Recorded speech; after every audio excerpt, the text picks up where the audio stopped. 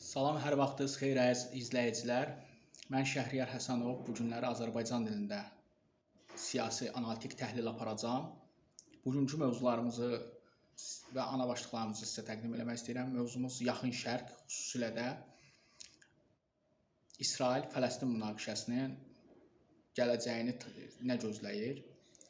Bu başlıq adı altında da ana başlıqlarımız isə bunlardır. Qəzzada atəşkəs baş verdi. Bu nə qədər sürəcək? Azərbaycan, Fələstin, İsrail münaqişəsinə, xüsusilə də Qəzza məsələsinə nə cür töhfə verə bilər?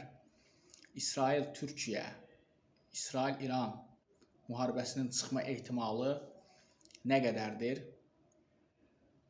Və niyə Yaxın Şərqdən uzaq bir regionda yerləşən Azərbaycan Respublikasının rəhbəri İlham Əliyevi Misrə, Şarm əl-Şeyxə dəvət etdilər?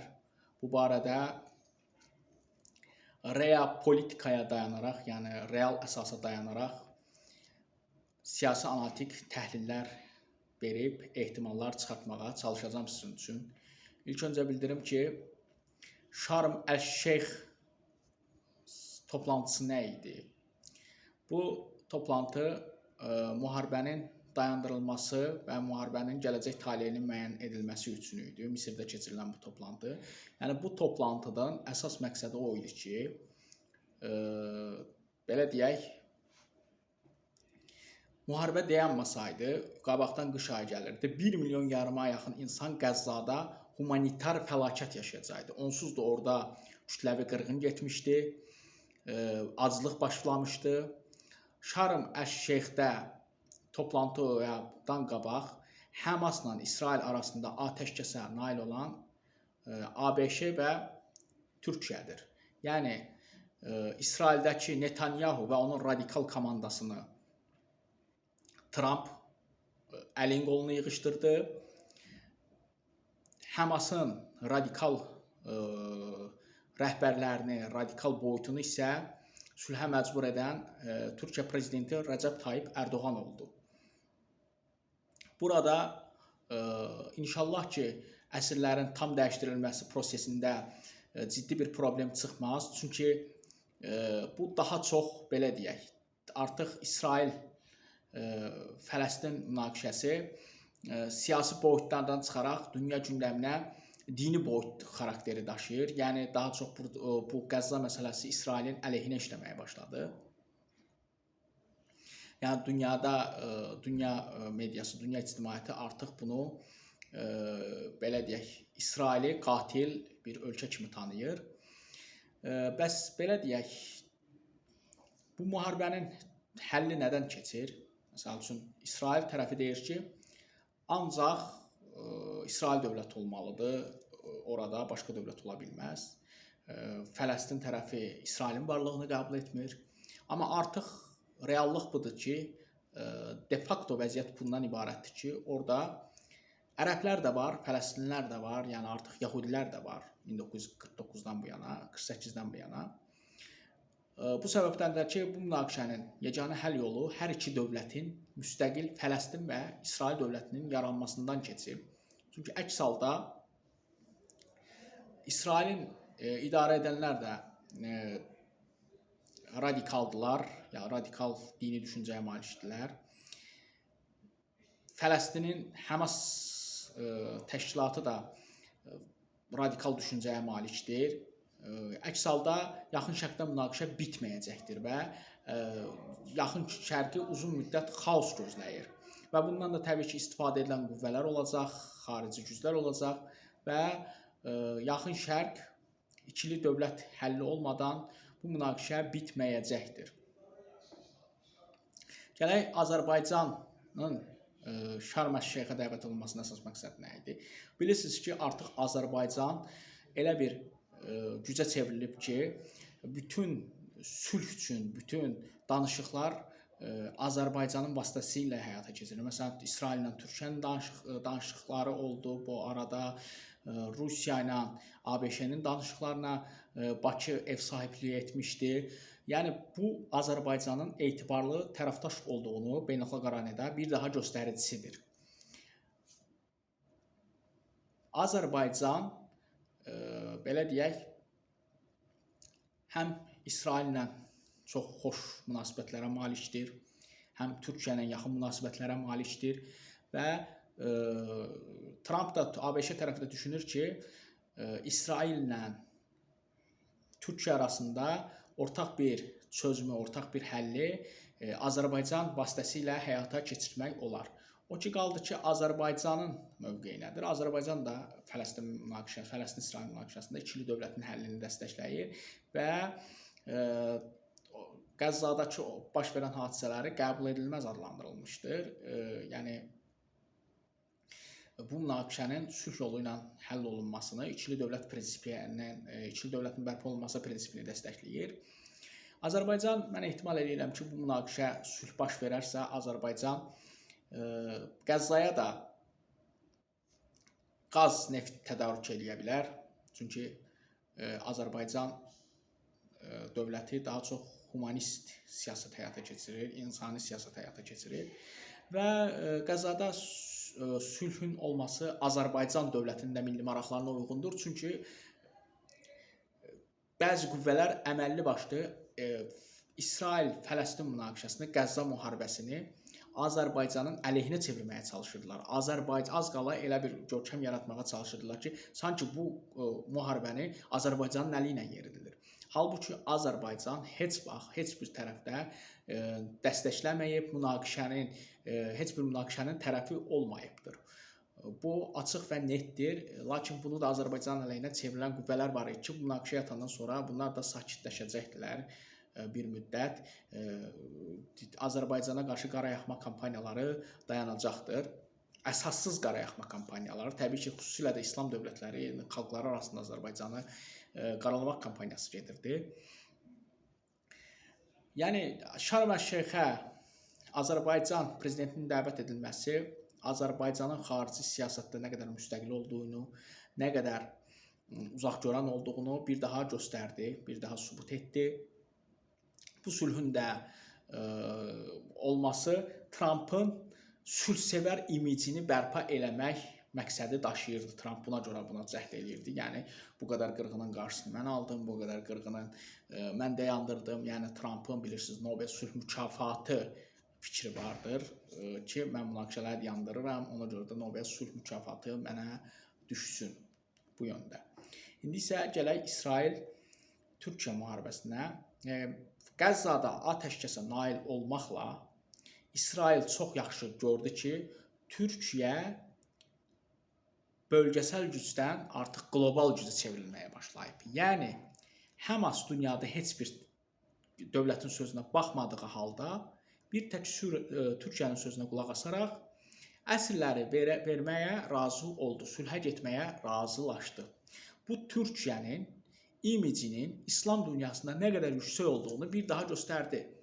İsrail tərəfi də çox güman ki, ehtimal edirəm ki, bunu nəzərə alaraq fikirləşdi ki, təbii ki, İsraildə radikal hökumət mövcuddur hal-hazırda. Yəni, öz planlarından vazgeçməyəcək, bir müddət ərtələyəcək, bir müddət təxirə salacaq. Biz Türkiyəyə qarşı açıq müharibəyə girişməyək, mənə elə gəlir bunlar belə planlaşdılar. Bizim Türkiyə ilə müharibəmiz İslam dünyasının bizim üstümüzə qalxmasına səbəb ola bilər. Bunlar bu ehtimalı nəzərə aldılar.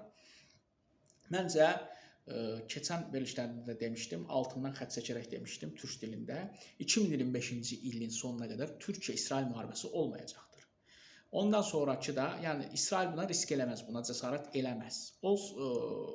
Əgər 2025-dən sonraki 2026-cı ildə dünyadakı geosiyasi vəziyyət sürətlə dəyişsə, İsrail-Türkiyə müharibəsi olsa, bu sərhəd müharibəsi, torpaq tutma olmayacaq. Bu raketlər, balistik raketlər, İHAlar, SİHAlar üzərindən, PUAlar üzərindən texnoloji bir müharibə olacaqdır.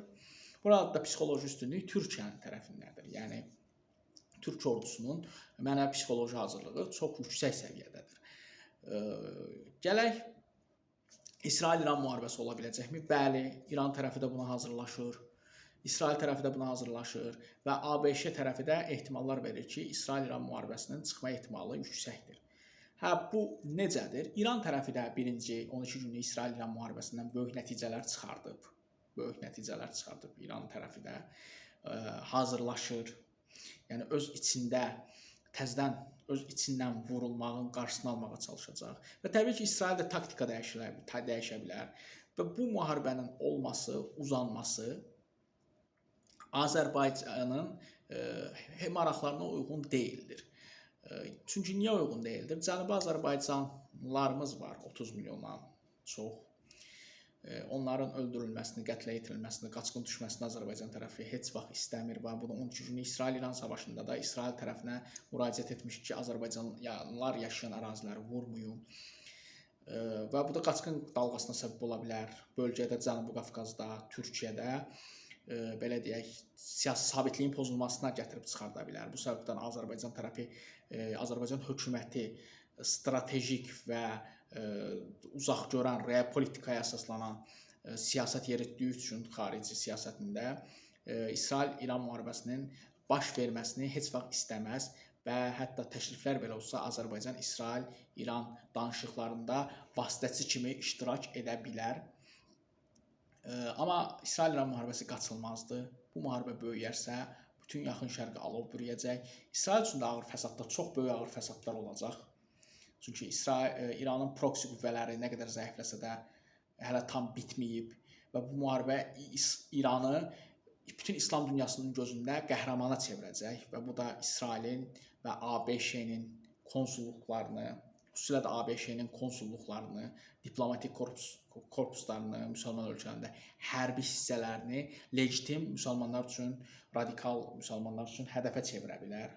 Çünki qeyd edək ki, İranda başqa, İraqda, Livanda, Səudiyyə Ərəbistan özündə də şiələr çoxdur, Yəməndə bir sıra qüvvələr var ki, bir sıra şiələrin çoxu İranı özünə bir dini mərkəz kimi görürlər. Yəni Hizbullahı olsun, Cundullahı olsun, digər təşkilatlar xüsusilə də aktiv şəkildə keçə bilər. Çünki bu Livanda hər nə qədər zəiflətdirilsə də tam məhv edilməyibdir. Azərbaycan Türkiyə-İsrail müharibəsində çıxması Azərbaycanın milli maraqlarına uyğun deyil. Mən yenə də deyirəm, bu müharibənin riski artıq uzaqlaşıb. Qəzzada İsraillə Həmas arasında sülh müharibəsindən sonra İsrail mənə elə gəlir ki, ehtimallarım bunu deməyə əsas verir ki, bir müddət Türkiyə ilə gərginlik yaşamaq istəməyəcəkdir. İsrail-İran müharibəsi isə artıq demək olar ki, qapıdadır. Müharibənin gedişatı uzanarsa, İran dövləti zəifləyəcək, amma İsraildə böyük ağır zərbələr görəcək. Bu müharibənin uzanması bütün bölgəni iqtisadi fəlakətə, humanitar fəlakətə sürükləyə bilər. Qeyd edək ki, amma İsrail texnoloji cəhətdən dəfələrlə sübut etdi ki, İrandan qat-baqat öndədir.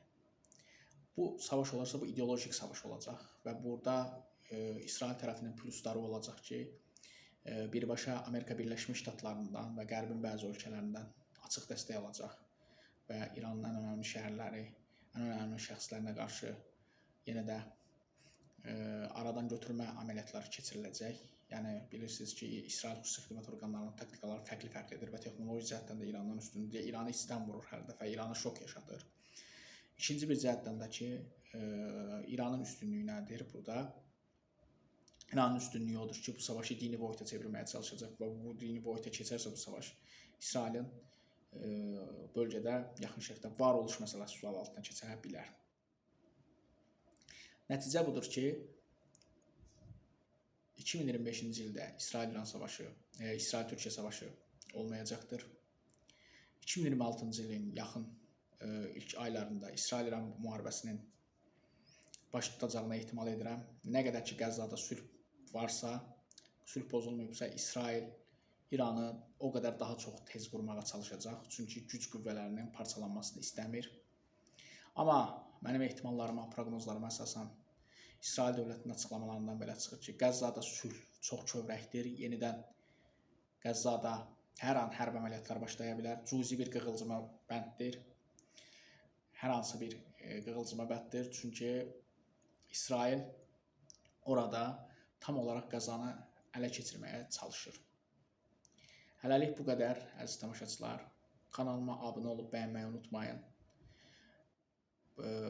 Növbəti çıxışım türk dilində olacaq. Bir türk, bir Azərbaycan dilində paylaşımlar edəcəm ki, həm Türkiyədə yaşayan qardaşlarımız, həm Azərbaycanda yaşayan qardaşlarımız dünya siyasətindən agah olsun, dünya siyasətindən bələd olsun, realpolitika biraz bələd olsun. Hələlik özünüzə yaxşı baxın.